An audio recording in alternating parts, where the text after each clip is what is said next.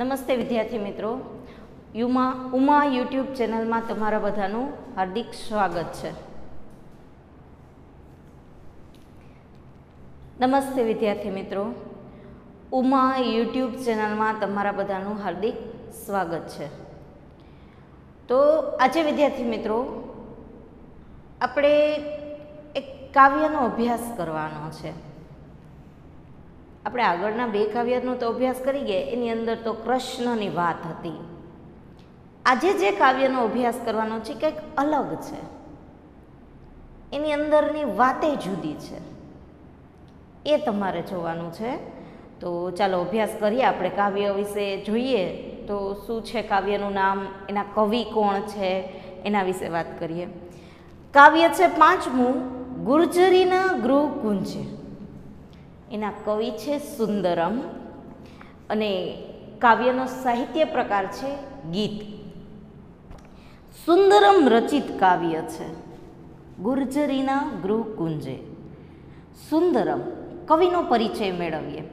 અગાઉ પણ આપણે વાત કરી છે આગળ કે કવિ પરિચય અને લેખક પરિચય આપણે પાકો કરતો રહેવાનો છે. એની અંદરથી પ્રશ્નોના જવાબ પૂછાય છે પરીક્ષાની અંદર, તો આપણે આનો અભ્યાસ કરવાનો અને જે મેઇન વસ્તુ લાગે એ બધી જ તમારે પાકી કરતી રહેવાની છે. તો જોઈએ ચાલો. કવિ છે સુંદરમ, જન્મ છે 22/3/1908 અને અવસાન છે 13/10/1991. સુંદરમનું પૂરું નામ છે ત્રિભુવનદાસ પુરુષોત્તમદાસ લુહાર, ઉપનામ છે સુંદરમ. ભરૂચ પાસેનું મિયા માતર ગામ તેમનું વતન છે. પોંડિચેરીના શ્રી અરવિંદાશ્રમમાં નિવાસ કર્યા પછી પૂર્ણ યોગના સાધક તરીકે જીવન વિતાવ્યું હતું. ગુજરાતી ભાષાના ઉત્તમ કવિઓમાં સુંદરમનું આદરભર્યું સ્થાન છે. કોયા ભગતની કાગવાણી, કાવ્યમંગલા, વસુધા, યાત્રા, વરદા વગેરે તેમના કાવ્ય સંગ્રહો છે. તેની આરંભની કવિતામાં વાસ્તવ દર્શન અને ગાંધી યુગની ભાવનાઓ પ્રગટ થાય છે. જો અહીંયા આપણે આટલું સાંભળ્યું તમે, એની અંદરથી પણ પહેલો પ્રશ્ન તો એ જ નીકળે, સુંદરમનું પૂરું નામ જણાવો. અથવા તો એમ પણ તમને પૂછાઈ શકે, ત્રિભુવનદાસ પુરુષોત્તમદાસ લુહારનું ઉપનામ શું છે?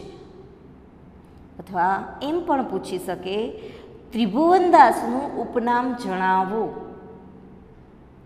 અથવા તમને એમ પ્રશ્ન પૂછાય, ગુર્જરીના ગૃહ કુંજે કાવ્યના કવિનું નામ જણાવો. આવી રીતે પણ પ્રશ્ન પૂછાઈ શકે. પછી બીજો પ્રશ્ન એ છે કે સુંદરમનો જન્મ ક્યાં થયો હતો અથવા તો કયા ગામમાં થયો હતો? તો એની અંદર પણ તમને એવી રીતે તમારે જવાબ આપવો પડે, ભરૂચ પાસેનું મિયા માતર ગામમાં તેમનો જન્મ થયેલો હતો. પછી એવો પ્રશ્ન પૂછાય, પોંડિચેરીમાં સુંદરમ કયા આશ્રમમાં રહેતા હતા? તો તમારે જવાબ લખવો પડે, શ્રી અરવિંદ આશ્રમમાં રહેતા હતા. પછી એની જે કવિતાઓ છે એનું પૂછાઈ શકે, સુંદરમના કાવ્ય સંગ્રહોના નામ જણાવો. તો તમારે એમાં લખવું પડે, કોયા ભગતની કડવી વાણી, કાવ્યમંગલા, વસુધા, યાત્રા, વરદા વગેરે તેમના કાવ્ય સંગ્રહો છે. આ રીતે તમને અલગ અલગ પ્રશ્નો જોવા મળશે અને તમારે આ બધું જ પાકું કરવાનું રહેશે. તો ઉત્તરકાલીન કવિતામાં શ્રી અરવિંદનો પ્રભાવ વર્તાય છે.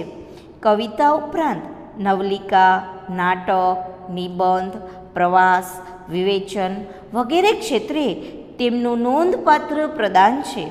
તેમને રણજીતરામ સુવર્ણચંદ્રક તથા દિલ્હી સાહિત્ય અકાદમી પુરસ્કારથી પુરસ્કૃત કરવામાં આવેલા છે. સુંદરમને એવો પણ તમને પ્રશ્ન પૂછાઈ શકે, સુંદરમે કવિતા ઉપરાંત સાહિત્યની અંદર કઈ કઈ કૃતિઓનું આલેખન કરેલું છે અથવા તો એની રચના કરેલી છે? તો તમારે લખાય નવલિકા, નાટક, નિબંધ, પ્રવાસ, વિવેચન વગેરે વગેરે સાહિત્યમાં સુંદરમે રચનાઓ કરેલી છે.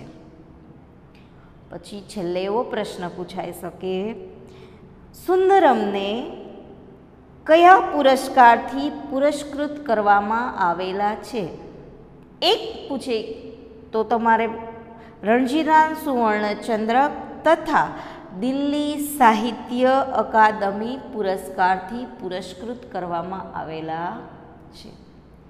તો આવી રીતે કવિ પરિચયની અંદરથી તમને જુદા જુદા પ્રશ્નો પૂછાઈ શકે. એટલા જ માટે તમારે કવિ પરિચય ખાસ પાકો કરવાનો. એવું નહીં વિચારવાનું કે ચાલો હવે તો કવિ પરિચયમાંથી તો કેટલા માર્ક્સનું, બહુ તો 1 માર્ક્સનું પૂછાય છે, 2 માર્કનું પૂછાય, 2 માર્ક છોને જતા કરી દઈશું, આ વર્ષે તો લખશું નહીં, તો 2 માર્ક્સ ઘોર્યા નથી કરવાના.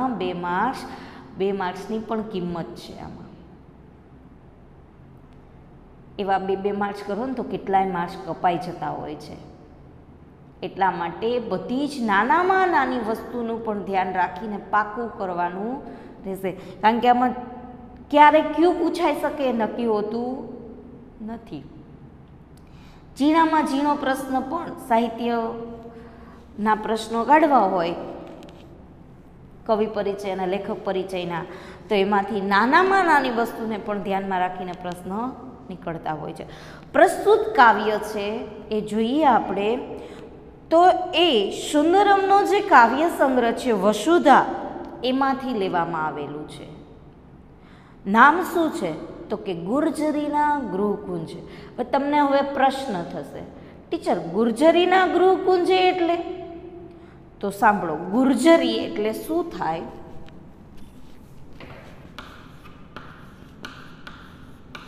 ગુર્જરી એટલે ગુજરાતી ભાષા.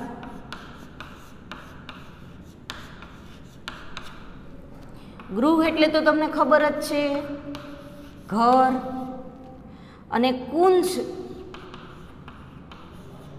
એટલે વનરાજી.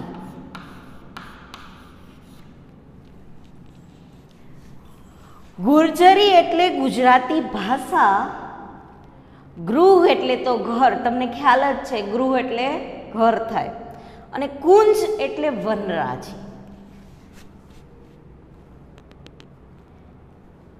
એટલે આ કાવ્યની અંદર શું વાત છે? તો કે આ કાવ્યની અંદર જન્મભૂમિ પ્રત્યેની વાત છે, ગુજરાતી ભાષાની વાત છે, સાહિત્યની વાત છે,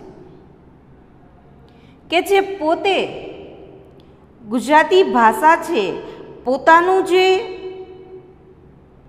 ઘર છે, ગૃહ છે, જ્યાં જેનો જન્મભૂમિ છે, એની વાત છે.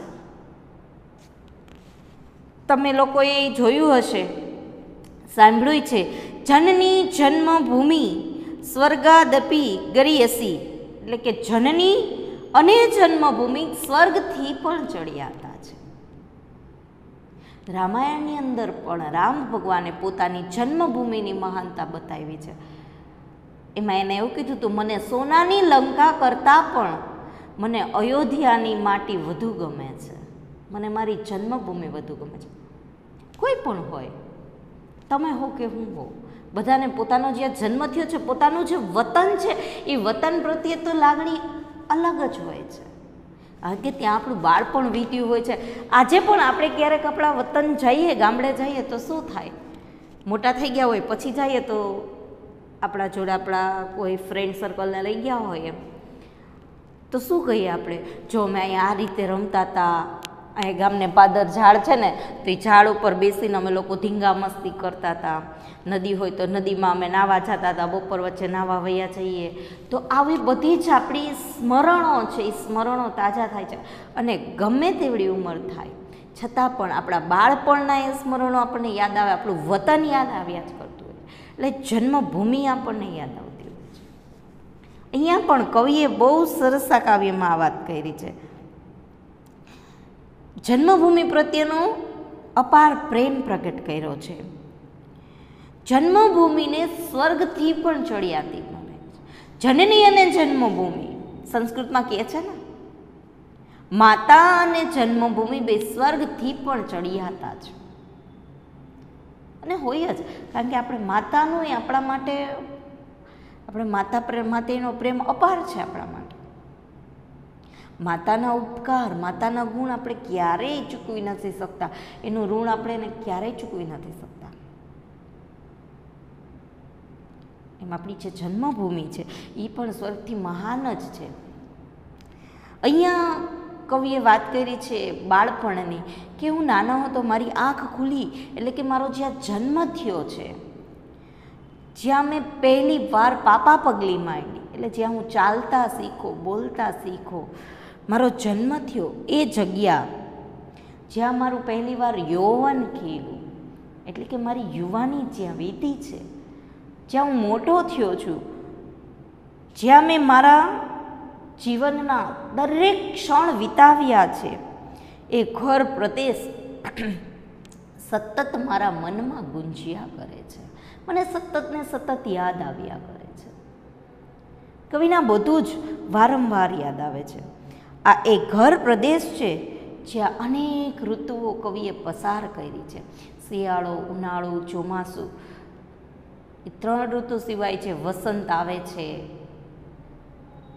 શિશિર, હેમંત, આ બધી જ ઋતુઓ પણ કવિ કે મેં પસાર કરી છે, જોયું છે, અમે એનું અમે નિરીક્ષણ કર્યું છે, એક એક વસ્તુનું સતત ને સતત આ બધું જોયું છે. ડુંગરો, ખેતરોમાં ભમ્યા છીએ, ખેલ્યા છીએ, રમ્યા છીએ, કોતરોમાં ફર્યા છીએ, નદીમાં નાહ્યા છીએ, અનેક સુખ દુઃખો મળ્યા છે, માટે જ આખી દુનિયામાં પોતે ફર્યા, છતાંય પોતાની જન્મભૂમિને ક્યારેય નથી ભૂલ્યા.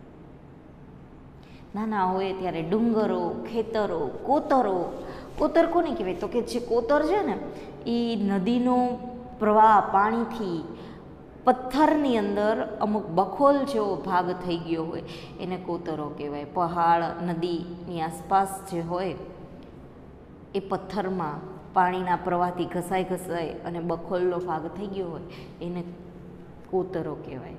એટલે કવિ છે એ બાળપણની અંદર પોતે યુવાન થયા ત્યાં સુધી જે બધું જ જન્મભૂમિની અંદર ખેતરોમાં, કોતરોમાં ફર્યા છે, નદીઓમાં નાહ્યા છે, અનેક સુખ દુઃખ જોયા છે. ભલે એની જન્મભૂમિની અંદર એ નાના હતા ત્યારે એને અનેક સુખ દુઃખ જોયા, આ બધું જ જોયું એને, એ બધું જ એને યાદ આવે છે. આખી દુનિયા ફરી વળ્યા છે કવિ, કે આખી દુનિયામાં બધું જ જોઈ લીધું છે, છતાં પણ મારી જે જન્મભૂમિ છે એ જન્મભૂમિને હું ક્યારેય નથી ભૂલ્યો. મારી જન્મભૂમિ છે કેવી છે એ વસ્તુને હું ક્યારેય ભૂલ્યો નથી. મને સતત ને સતત એ યાદ આવ્યા કરે છે, કારણ કે એના જેવું મેં ક્યાંય જોયું નથી હજી સુધી. એટલા માટે જે મજા, મસ્તી, તડકા, છાયા, એટલે કે સુખ દુઃખ બધું જ આવ્યું છે, પણ ક્યારેય ઓછું નથી આવ્યું મને. એટલે કવિને એ વારંવાર યાદ આવે છે. આખી દુનિયા ફરી લીધી છતાં પણ કવિના મન પ્રદેશની અંદર, મનમાં તો પોતાની જન્મભૂમિ જ છે એ મહત્ત્વની છે. આખી દુનિયા કરતાં પણ એને શ્રેષ્ઠ પોતાની જન્મભૂમિને બતાવી છે, કારણ કે સૌથી મહાન છે જન્મભૂમિ. સ્વર્ગથી પણ, જો સ્વર્ગનું સુખ કે શાયદ મળે ને, કવિ કે સ્વર્ગમાં જવાનો મોકો મળે ને, તો એ સ્વર્ગ કરતાં પણ મને મારી જન્મભૂમિ જ વધારે ગમે છે. જેમ આપણે માતાના ગુણમાં જોયું હતું, અથવા તો માતૃત્વ પ્રેમ નિબંધ લખતા હો તો એની અંદર પણ કીધું છે કે જો ઇન્દ્રનું સિંહાસન મળે શાયદ બેસવા માટે, તોય પણ સૌથી મહત્ત્વનો અને સૌથી સલામત જો કોઈ જગ્યા હોય તો એ માનો ખોળો છે. આના ખોળામાં મજા જ આવે, બધા જ દુઃખો ભૂલાઈ જાય માતાના ખોળાની અંદર. એવી જ રીતે કવિ એવું માને છે કે દુનિયાના કોઈ પણ ખૂણે ફરવા જઈએ, કોઈ પણ જગ્યાએ રહેવા જઈએ, એ જન્મભૂમિ જેટલું તો નહીં જ.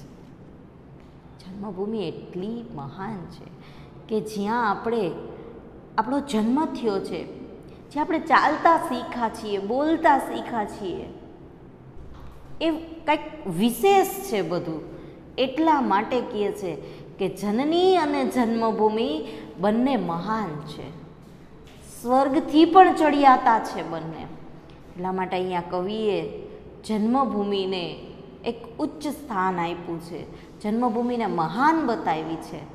પોતાના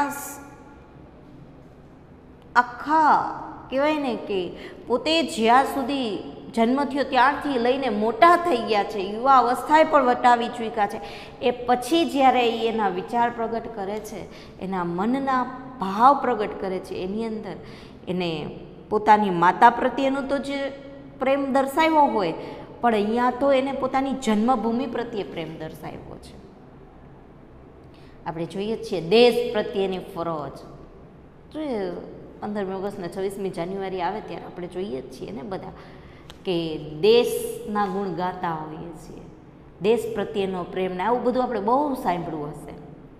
આ તો જન્મભૂમિ પ્રત્યેના પ્રેમની કાવ્યની અંદર વાત કરી છે કવિએ કે જનની અને જન્મભૂમિને સ્વર્ગથી મહાન દર્શાવ્યા છે. અને અહીંયા કાવ્યની અંદર કવિએ શું વાત કરી છે કે પહેલી વાર જ્યાં એની આંખ ખુલી એની વાત છે.